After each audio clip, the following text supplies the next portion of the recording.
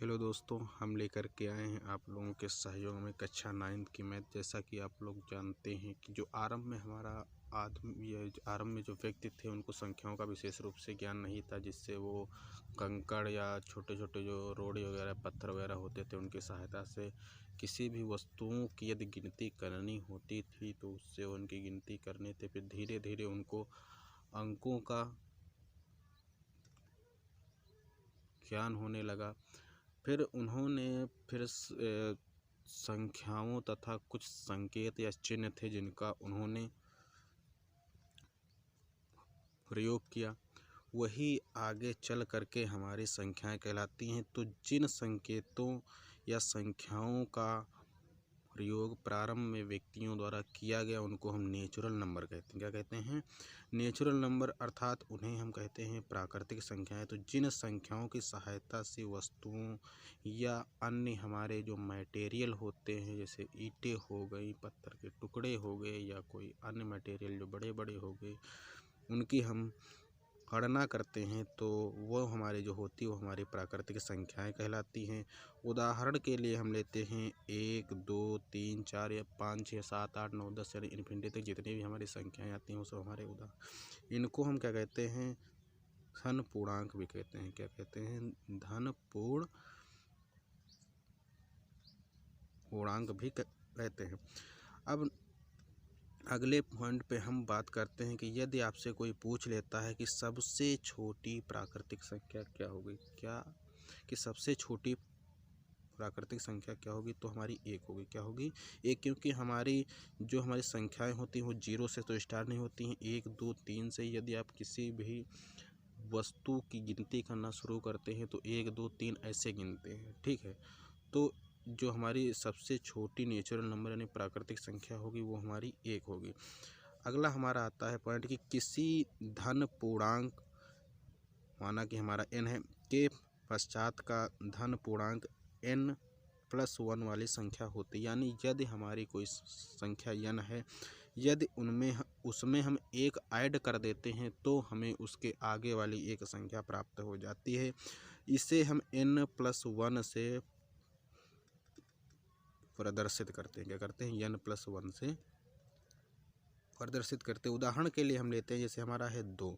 अब हमारी संख्या जो 2 है, इसमें अगर जो हम 1 ऐड कर देते तो हमें आगे का अंक प्राप्त हो जाता है, यानी हमें 3 प्राप्त। तो यहाँ पर जो हमारा 2 होगा वो हमारा n है, और जो ये हमारा 2 है इसमें अगर जो हम 1 ऐड कर देते हैं तो हमें आगे की संख्या कौन सी प्राप्त हो जाती है? 3 प्राप्त हो जाती है। तो ये जो हमारा 2 है इसको हम 2 और इसके ऊपर एडिशन का निशान लगा करके हम आगे लिख सकते हैं 3। ऐसे ही अगर जो आपको लिखना हो 3, फिर ऊपर एडिशन का अगर जो आपको निशान लगा मिल जाए तो उसके आगे की संख्या जो हमारी होगी 4 होगी। फिर जैसे हमारा है 5, इसके आगे की संख्या हमें प्राप्त करनी तो हमारी 6 हो जाए। इस प्रकार इसको हम लिखते हैं। और अब हमारा जो नेचुरल नंबर होता है तो यह एक धन पूर्णांकों का समूह होता है। ठीक है, तो इससे जैसे ये हमारा धन पूर्णांकों का क्या होता है? एक समूह होता है। इसको हम एक सेट के रूप में भी व्यवस्थित कर सकते हैं, जिसको हम कहते हैं समुच्चय। क्या कहते हैं? समुच्चय कहते हैं। अगर जो हमसे n से इसका हमारे जो नेचुरल नंबर होते हैं इनका जो संकेत होता है वो हमारा होता है n। तो n इक्वल टू लिखेंगे, मंझला ब्रैकेट लगाएंगे, फिर 1, 2, 3, फिर इन्फिनिटी तक हमारी जो संख्याएं होती है ये पूरा एक हमारा क्या कहलाता है? समुच्चय कहलाता है। क्या कहलाता है? समुच्चय कहलाता है, एक हमारा सेट कहलाता है। अब अगला आपका आता है कि हमारे जो धन पूर्णांक होते हैं क्या होते हैं? जो हमारे धन पूर्णांक होते हैं, धन पूर्णांकों का योग हम कैसे करेंगे? अगला आपका जो पॉइंट होता है वो हमारा आता है कि हमारे जो धन पूर्णांक होते हैं उनका हम योग कैसे करते हैं। तो वो योग के बारे में आपको डिटेल में बताए। तो इस पे हमारा जो आता है नेक्स्ट पॉइंट हमारा ये आता है कि यदि हम यदि हम ए और बी हमारे दो धन पूर्णांक होते हैं, क्या होते हैं, धन पूर्णांक। मान लिया कि हमारे जो ए और बी हैं हमारे दो धन पूर्णांक हैं, तो आपको ये पता होगा यदि इनका हमको योगफल निकालना है, योगफल तो हमारा क्या होगा, ए प्लस बी होगा। क्या होगा, योगफल अगर जो हमें निकालना है ए प्लस बी का, तो योगफल यदि हमारी जैसे हम यहाँ पर ले लें कि हमारी एक संख्या 5 है, एक संख्या हमारी 6 है, यदि हमका योगफल निकालते तो 6 5 हमारा कितना होता है, 11 होता है, तो ये इसका योगफल होगा। तो अगर जो हमारी ये संख्या ए है, ये हमारी संख्या बी है, हमें योगफल निकालना है, तो हमें इनको आपस में ऐड करना हो, मतलब कि जब तक हम इनको आपस में जोड़ेंगे नहीं तब तक हमें आगे का जो हमारा योगफल होगा वो हमें प्राप्त नहीं हो सकता है। ठीक है, तो इसमें हम यह भी लिख सकते हैं कि जो हमारा योगफल होगा वह जो हमारा योगफल होगा, तो योगफल जो आपका होगा, योगफल भी एक पूर्णांक होता है। क्या होता है, पूर्णांक होता है, क्योंकि हमारी जो संख्याएं होती हैं वो भी एक पूर्णांक होती हैं, तो हमारा जो योगफल होगा वो भी एक पूर्णांक होता है, जो गिनती के क्रम में ए के आगे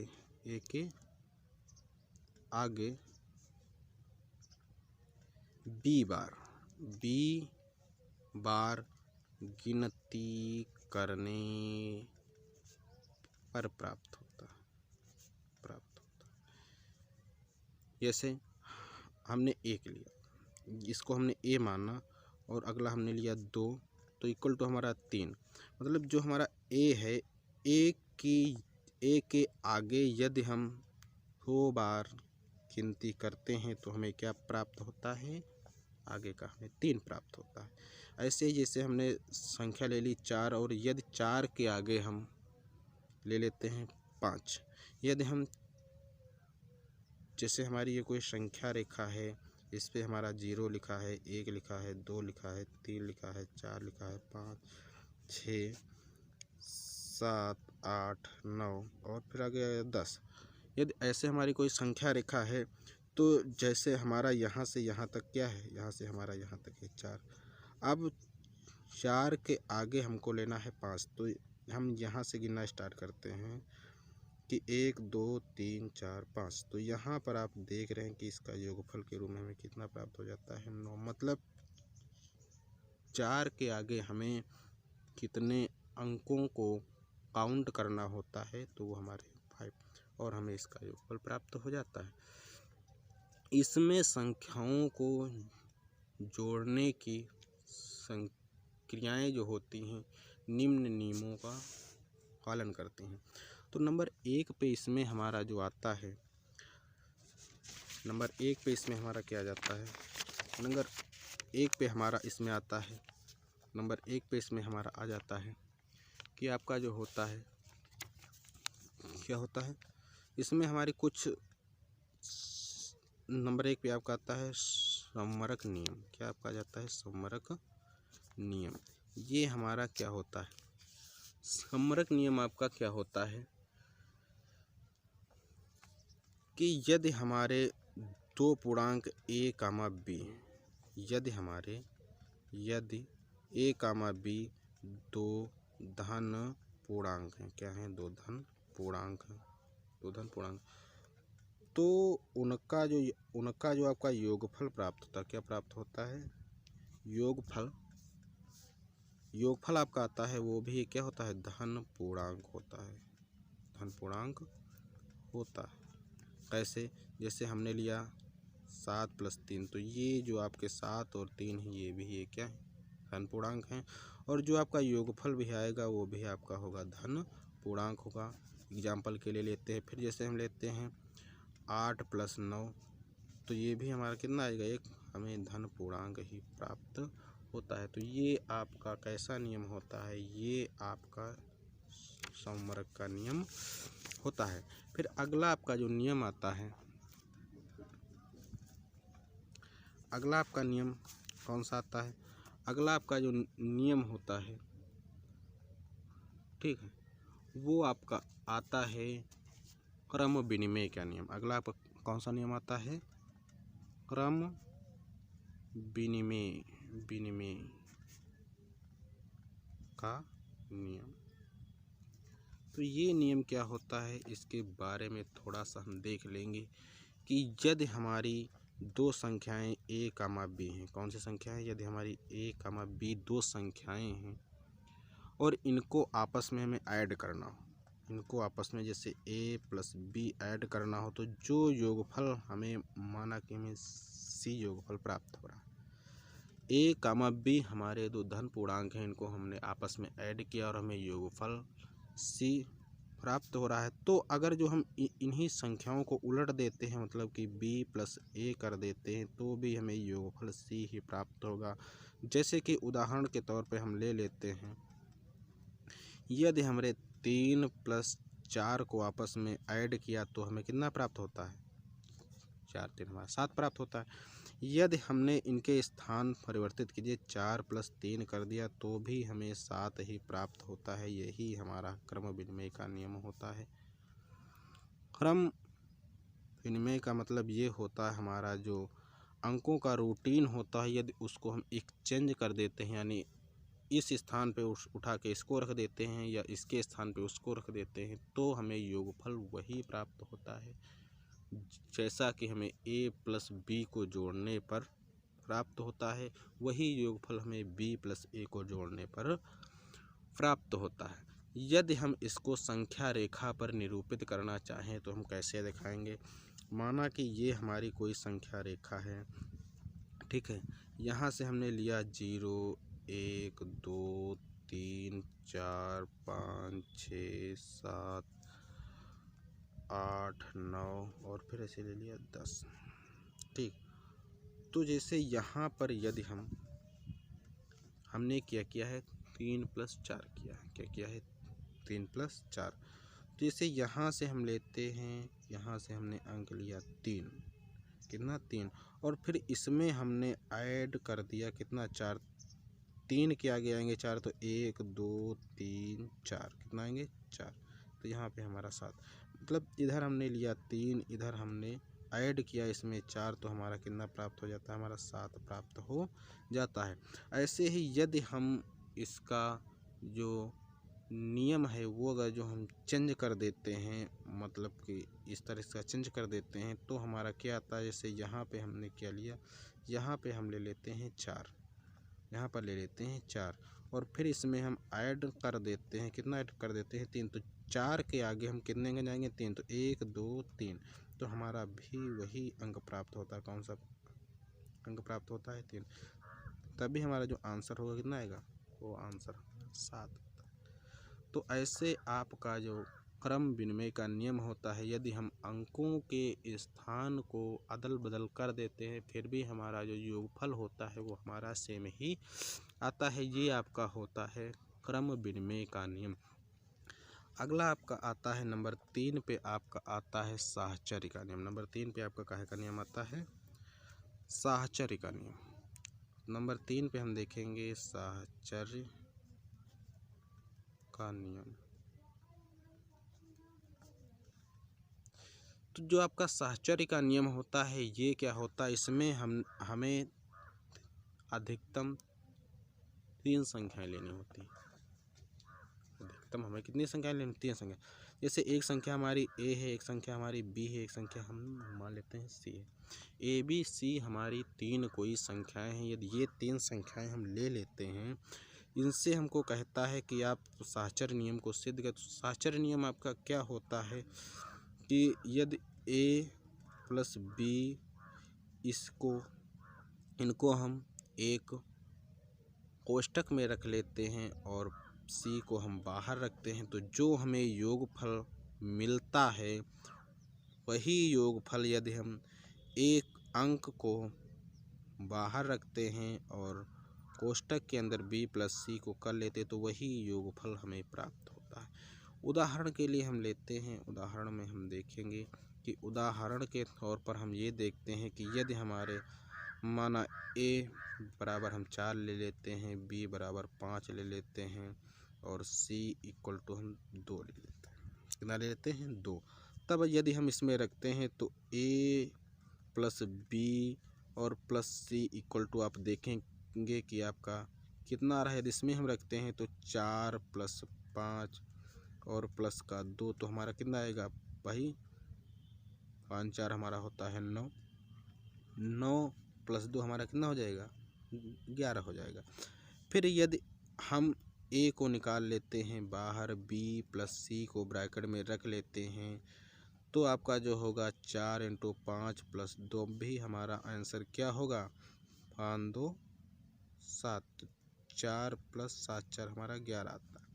तो साहचर्य का नियम ये होता है कि यदि हम 2 अंकों को किसी कोष्ठक में बंद कर देते हैं और तीसरे का योगफल उसके आउट ऑफ से करते हैं तब भी हमारा योगफल जो होता है वही आता है। और यदि अंत के जो हमारे 2 अंक होते हैं उनको हम कोष्ठक में रखते हैं और यदि आगे का अंक हम बाहर निकाल लेते हैं तब भी हमारा योगफल जो होता है आपका वही आता है। यदि हमें इसे संख्या रेखा पर प्रदर्शित करना हो तो कैसे प्रदर्शित करेंगे ये आप लोग देख लीजिएगा। तो हमारी संख्या रेखा जैसे मान लीजिए ये आपकी कोई संख्या रेखा दी गई, आपकी संख्या रेखा दी गई, यहाँ पे हमारा 0 है, फिर 1 है, फिर 2 है, फिर 3 है, फिर 4 है, फिर 5 है, फिर 6 है, फिर 7 है, फिर 8 है, फिर 9, फिर 10, फिर 11, 12, फिर 13। तो यदि इधर से हम जोड़ते हैं, यहाँ से हमारा लिया गया है 4, तो यदि इधर से हम जोड़ते हैं 4 और प्लस 4 के आगे हम कितना चलेंगे? 5। तो 1 2 3 4 5 तो हमारा कितना हो जाएगा? 5। कितना चले हैं? 5। और फिर इसके आगे हमको कितना चलना है? 2। इसको हम ऐड कर लेते हैं, ये हम 4 चले हैं, ये हम 5 चले और फिर हमको ऐड करना है 2, तो कितना चलते हैं? 2। तो हम देखते हैं कि यहाँ हमारा जो योगफल होता है कितना प्राप्त होता है? 11 प्राप्त होता है। ऐसे ही अगर जो हम इधर से भी चलते हैं कि 4 और फिर 9 और 11, तो इधर से भी हमें वही योगफल आप देख रहे हैं कि वही योगफल हमें प्राप्त हो रहा है, चाहे जैसे इनको आपस में ऐड करते हैं। तो ये आपका साहचर्य का नियम होता है, ठीक है। इसमें आपके कुछ नियम आते हैं। फिर अगला आपकी हेडिंग आती है, वो आपकी होती है, अगली आपकी जो हेडिंग है वो आपकी हेडिंग अगली आपकी जो हेडिंग आती है वो आपकी होती है कि धन पूर्णांकों का गुणा। धन पूर्णांकों का गुणा कैसे करते हैं? धन पूर्णांकों का यदि हमें आपस में गुणा करना होता है तो वो कैसे करते हैं? जैसे माना कि ए और बी हमारे कोई क्या है? धन पूर्णांक है। धन पूर्णांक, चूँकि ये आपको पता होगा कि जो हमारा ये निशान होता है काहे का निशान होता है? गुणा का निशान होता है। यदि हमारे ए बी 2 धन पूर्णांक हैं तो इसको हम ए और बी को a क्रॉस बी भी लिख सकते हैं, a गुणे बी भी लिख सकते हैं और a और b भी लिख सकते हैं। इन दोनों को हम गुणा के रूप में लिख सकते हैं। ए बी की गुणा अगर जो हम करनी होती है तो इसको हम इस प्रकार से प्रदर्शित कर सकते हैं। अब इसमें नंबर 1 पे आपका आता है संवरक नियम। संवरक नियम क्या होता है? ये नियम आपका सेम वैसे ही एडिशन की तरह होता है जैसा आपको योग में बताया गया कि यदि हमारे 2 पूर्णांक a गुणे b हैं तो उनका जो हमारा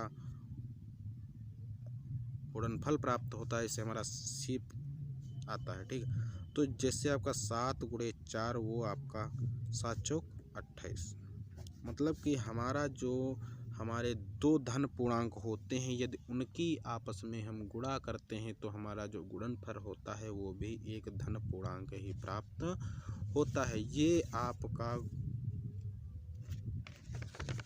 गुणा के फॉर्म में आपका संवरक नियम होता है।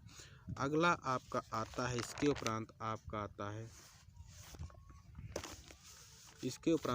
आता है क्रम विनिमय नियम।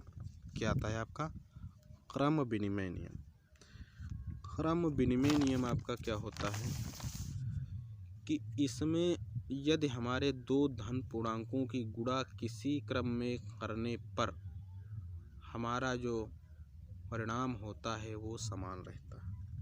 वही आपका सेम आपका योग की जैसे होता है, ये आपका क्या होता है क्रम विनिमय नियम। कौन सा होता है क्रम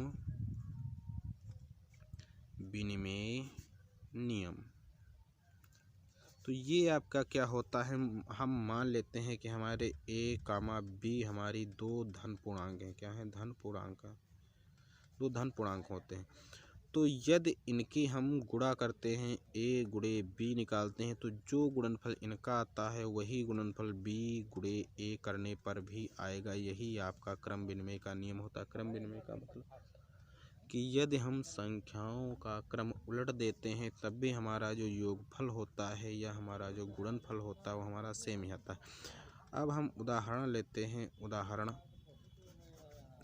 जैसे हमने लिया 4 गुणे 5, क्या लिया 4 गुणे 5। तो जो अब इधर हमने इसका क्रम उलट दिया तो कर दिया 5 गुणे 4। तो जो योगफल 4 पंचे 20 इधर आएगा सेम योगफल आपको वैसे ही इधर भी प्राप्त। तो ये आपका होता है गुणा के फॉर्म में आपका क्या होता है क्रम विनिमय नियम होता है। ठीक है। अगला आपका आता है साहचर्य का नियम। अगला आपका आता है साहचर्य का नियम। साहचर्य का नियम अगला आपका आता है। इसमें क्या होता है कि यदि हमारे पास a comma b comma c जो हमारे तीन हैं धनात्मक पूर्णांक, क्या है धनात्मक पूर्णांक है, तो साहचर्य नियम गुणा के फॉर्म में आपका ये कहता है कि यदि हमारे तीन ए बी सी कोई धनात्मक पूर्णांक हैं तो यदि हम a गुणे b एक ब्रैकेट में रख देते गुणे c बाहर रखते हैं तो जो गुणनफल इनका आता है सेम गुणनफल वो भी इनका ही आएगा यदि b और c को एक ब्रैकेट में रखते हैं और गुणे में हम a करते हैं। जैसे उदाहरण के तौर पर हम संख्याएं ले लेते हैं। जैसे a बराबर हमने 3 ले लिया, b बराबर 4 ले लिया और c बराबर हम 2 ले लेते हैं। तो अगर जो हम रखते हैं कि 3 गुणे 4 गुणे 2 बराबर 3 गुणे 4 गुणे 2, तो जो हमारा इनका आता है 4 3 हमारा कितना होता है 7 गुणे 2, फिर हमारा आ जाएगा 3 गुणे 4 दूनी 8। तो आपका 7 दूनी 4 3 आपका होता है 12। तो 12 दूना आपका आ जाएगा 24, 8 त्रिक 24। तो हम देखते हैं कि हमको सेम गुणनफल left and right hand side में प्राप्त हो रहा है। तो इस प्रकार आपका जो साहचर्य नियम होता है वो नियम आपका ये कहता है कि यदि हम दो संख्याओं किसी ब्रैकेट में रखते हैं उसके बाहर तीसरी संख्या को गुणे में रखते हैं, जो गुणनफल उनका आता है सेम गुणनफल वैसे ही यदि हम आगे की संख्या को निकाल के रखते हैं बाहर और पीछे की दो संख्याएं ब्रैकेट में रखते हैं तो सेम गुणनफल आपको प्राप्त होता है। यही आपका साहचर्य का नियम होता है। ठीक। अब इसमें आगे आपको इसमें आपका एक और नियम एक्स्ट्रा नियम आपको आता है कि आपका क्या होता है वितरण का नियम होता है। कौन सा नियम होता है वितरण का नियम। वितरण का नियम। अब आप लोग देखिएगा कि जो हमारा वितरण का नियम होता है ये क्या होता है। तो जो आपका वितरण का नियम होता है इसमें क्या होता है कि जैसे हमारी इसमें आपका रोल ये होता है, इसमें आपके नियम आते हैं दो। नंबर 1 पे आपका जो होता है यदि हमारी यहाँ पे मान लेते हैं कि यदि a comma b comma c तीनों धन पूर्णांक हैं हों तो क्या होता है कि नंबर 1 पे आता है कि a cross b plus c हमारा जो होता है इसको हम ऐसे भी लिख सकते हैं कि a cross b plus b cross c। यानी यदि हमारी दो धन पूर्णांक योग की स्थिति में है और तीसरा पूर्णांक गुणा की स्थिति में है तो उसको हम ए क्रॉस बी, एक बार हम इससे इसकी गुणा करते हैं, फिर योग का निशान लगा करके एक बार फिर हम इससे इसकी गुणा करते हैं। यहाँ पे आपका ए होगा, ठीक है, यहाँ पे आपका ए होगा। अगला ये होता है कि यदि हमारे फॉर्म ऐसे लिखा है बी प्लस सी इंटू ए, अगर जो ये आपका आगे था, इसमें आपका जो ए था वो आगे था, इसमें आपका पीछे दिया गया है, तो इसको हम ऐसे लिख सकते हैं we cross A plus C cross A. मतलब कि एक बार इससे इसकी गुणा होगी, फिर एक बार इससे इसकी गुणा होगी और बीच का निशान आपका इनको बीचों बीच लग जाएगा। अब हम एक उदाहरण ले लेते हैं। क्या लेते हैं? हम उदाहरण ले लेते हैं। तो उदाहरण में माना कि ए हमारी जो है वो हमारी 3 है, बी हमारी जो है वो 4 है और सी हमारी 1। तो अब हम रख के देखते हैं कि जैसे 3 गुणे 4 प्लस 1 तो हमारे कितनी आती है, तो इसको हम लिखते हैं 3 गुणे 4 प्लस 1 गुणे 3, तो हमारा कितना आता है 4 3 12 प्लस 3 कम 3 12 3 15 आता है। अगला यदि इसी को हम इस फॉर्म में लिखें कि हमारा क्या हो जाए 4 प्लस 1 गुणे 3, इस फॉर्म में लिखते हैं, तभी 4 गुणे 3 प्लस 1 गुणे 3 कितना आएगा 4 3 12 प्लस 3 बराबर कितना आएगा 15 आएगा। तो आप देख रहे हैं कि सेम गुणनफल प्राप्त हो रहा है। यही हमारा क्या होता है वितरण का नियम होता है। यही हमारा जो होता है वितरण का नियम होता है। आगे आपका एक आता है समृत समुच्चय, इसे हम कहते हैं क्लोज सेट। क्या कहते हैं? जिसे हम कहते हैं क्लोज सेट। क्या कहते हैं? समृत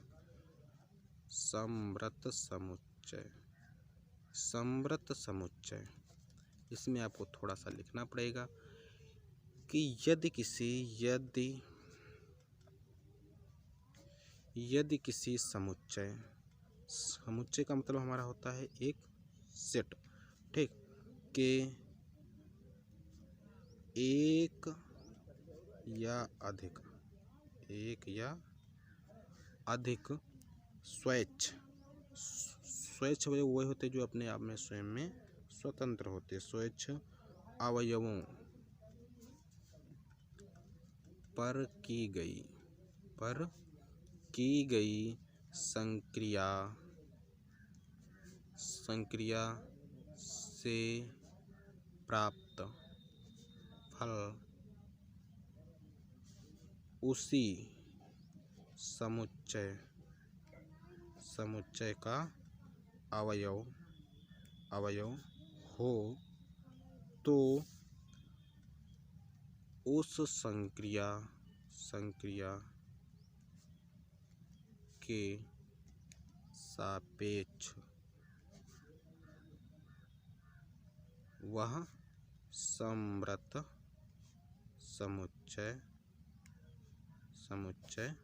कहलाता है। क्या कहलाता है? समृत समुच्चय कहलाता है। यदि इसमें आपका जो होता है वो आपका समवर्क नियम, इसमें आपका जो होता है वो आपका समवर्क नियम लागू होता है। जैसे उदाहरण हम ले लेते हैं, यदि हमारा कोई सेट ए मान लेते हैं, यदि हम नेचुरल नंबर का समुच्चय ले लेते हैं से 1 2 3 4 5 डॉट इन्फिनिटी, यदि हम इसमें समवर्क नियम लगाते हैं कि 2 गुणे 4 तो 4 दूनी 8, तो 8 जो होगा वो आपका इसी सेट में पाया जाता है। तो ये आपका जो सेट होगा ये आपका क्या कहलाएगा? समृत समुच्चय कहलाएगा। इसमें ये कहा गया है कि यदि हमारे अवयव हैं या 2 हमारे धन पूर्णांक हैं, उनकी हम आपस में मल्टीपल करते हैं, गुणा करते हैं, और यदि जो हमको समुच्चय दिया गया है उनका जो योगफल है या जो आपका गुणनफल है वह उसी समुच्चय में हमें मतलब कि प्राप्त हो जाता है, तो वो हमारा जो होता है वो हमारा समृत समुच्चय कहलाता है। ठीक है, तो इस प्रकार अब आपकी प्रश्नावली नेक्स्ट डे पर स्टार्ट होगी। ये आपका था पहली प्रश्नावली का इंट्रो जो आपको अब तक दिया गया है। चलिए एक आप लोगों को उदाहरण करवा देते हैं। जैसे आपका सवाल नंबर 1 आपको दिया गया है। चलिए एक क्वेश्चन देख लेते हैं। Question number 1। क्वेश्चन नंबर 1 में आपको दिया गया है कि यदि ए धन पूर्णांक है तो दिखाइए कि संख्या a+1 और a+2 संख्या 6 से पूर्णतया विभाजित होगी। ये आपको दिखाना है। यदि a धन पूर्णांक है तो दिखाइए कि संख्या a ब्रैकेट में आपको दिया गया है a+1, फिर आपको दिया गया है a+2 संख्या 6 से पूर्णतया विभाजित होगी। तो हम हल कैसे करते हैं कि हमारा हल ये हम मान लेते हैं कि a+1, a+2 हमारे जो हैं 3 धनात्मक पूर्णांक क्या हैं? 3 धनात्मक पूर्णांक हैं। 3 धनात्मक हमारे पूर्णांक हैं। तो हम अब आपको ये पता होगा कि हमारी जब 3 संख्याएं दी गई हैं तो इनमें से एक संख्या 3 से विभाजित होगी। भाई हमारी जो ये 3 संख्याएं दी गई हैं तो आपको ये पता है कि यदि हमारी 3 संख्याएं कंटिन्यू दी जाती है तो उनमें से एक ना एक संख्या हमारी 3 से विभाजित होगी। ठीक है। अब इसी प्रकार हम देखते हैं कि इसी प्रकार 2 क्रमागत धन पूर्णांकों में से एक 2 से विभाजित होगा। भाई ये जो हमारे ये वाली संख्या मान के चलिए आपकी 3 से विभाजित हुई, तो ये जो हमारे 2 पूर्णांक मुझे इनमें से एक ना एक संख्या हमारी 2 से भी विभाजित होगी। तो अब इस प्रकार हम कह सकते हैं कि अतः हमारी संख्या a+1 और a+2 होगी वह संख्या 3 × 2 = 6 से पूर्णतया विभाजित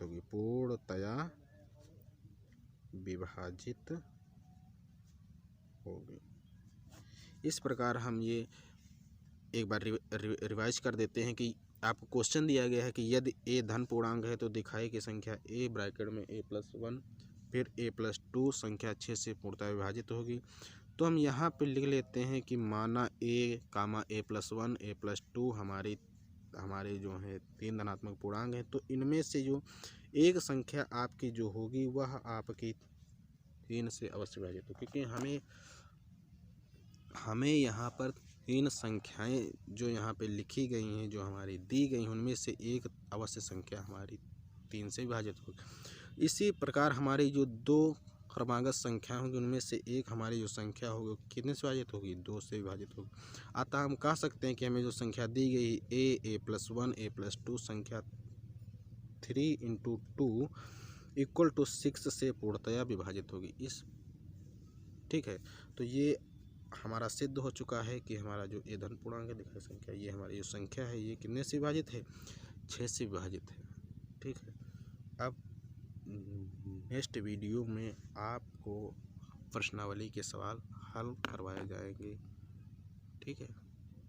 थैंक यू।